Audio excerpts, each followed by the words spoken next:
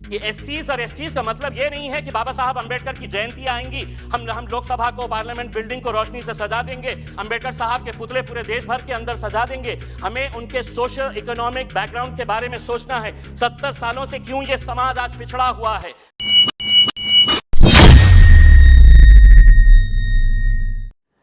जो लोग ये दावा कर रहे हैं कि एससी समाज का बहुत अच्छा भला हो रहा है, उनकी आंखें खोलने के लिए मैं कुछ आंकड़े आपके सामने लेकर आया हूँ।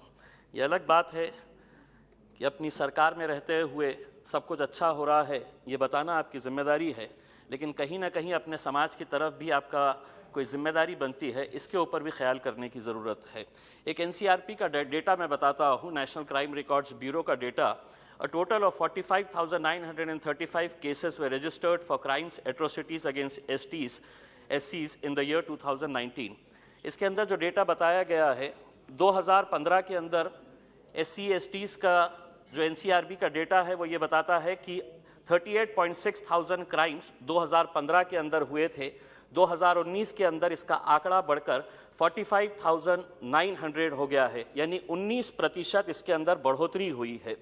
अब जो राज्य इसके अंदर सबसे ज़्यादा जिनके ये सहरा जाता है कि हमारे राज्य के अंदर सबसे ज़्यादा क्राइम्स अगेंस्ट एससीज हुए हैं, तो उसमें सबसे ज़्यादा क्राइम अगर हुए हैं तो उत्तर प्रदेश के अंदर हुए हैं। और ये डेटा मेरा नहीं है, ये नेशनल क्राइम रिकॉर्ड्स ब्यूरो का डेटा है। दूसरे नंबर के ऊपर आता है राजस्थान।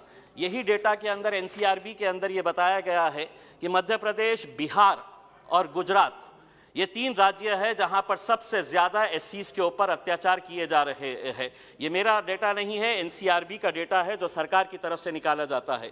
दूसरी बात ये है कि अभी कुछ दिन पहले पार्लियामेंट के अंदर एक जवाब देते हुए राज्यसभा के अंदर बताया गया है, ऑफ द टोटल 4,78,600 प्रिजनर्स जो कैदी देश भर के जेलों के अंदर बंद है, उसमें एससी, एसटी और ओबीसी की संख्या कितनी है? तो आप ही की सरकार के, आप ही के मंत्री ने यह जवाब दिया है कि 65.9% जो लोग अलग अलग जेलों के अंदर बंद है, उसमें एससीज और एसटीज और ओबीसीज अगर मिलाते हैं तो ऑलमोस्ट 66% है। यह आप ही की सरकार के, आप ही के मंत्री ने जवाब दिया है। दूसरी बात यह है, और इसके अंदर भी जो सबसे ज़्यादा कैदी एससी के जो कैद में बंद है, जेलों के अंदर बंद है, उसका श्रेय भी जाता है उत्तर प्रदेश सरकार को। ये मेरा डेटा नहीं है, आपके ही मंत्री ने जवाब देते हुए ये बताया है। मैं अध्यक्ष महोदय आपसे एक सवाल करना चाहता हूं कि हम गुजरात गए थे, गुजरात के बहुत सारे ट्राइबल लोग हमसे मिलने के लिए आए थे।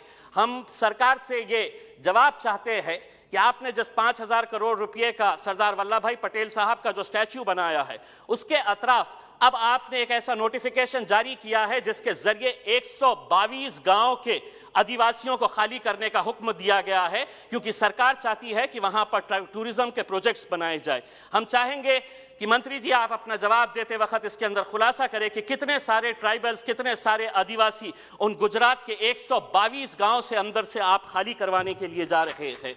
मैं दूसरी बात ये कहना चाहता हूं कि अगर हम वैकेंसीज की अगर बात करते हैं तो कितने सारे वैकेंसीज हैं, ये जवाब भी 15 मार्च 2021 को रमेश पोखरियाल साहब ने, मिनिस्टर ऑफ एजुकेशन ने ये बताया है कि वैकेंट रिजर्व पोस्ट फॉर एससीज, STs and OBCs in central universities कितने हैं?